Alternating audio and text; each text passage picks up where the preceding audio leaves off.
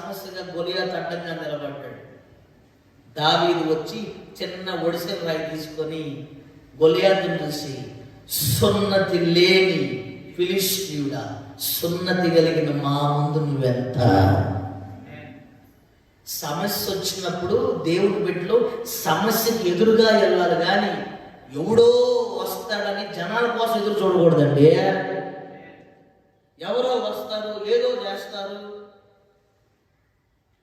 దైవ సేవకుల కోసం కూడా చూడకూడదు. మీరు దైవ సేవకుల సహాయం కోసం కూడా చూడకూడదు. మీరు ఎన్ని ఉపదేశాలు అంటున్నారు. మీరే సాతానును ధైర్యముగా ఆ సమస్య ఎదురుగా నిలబడి అనగలగాలి.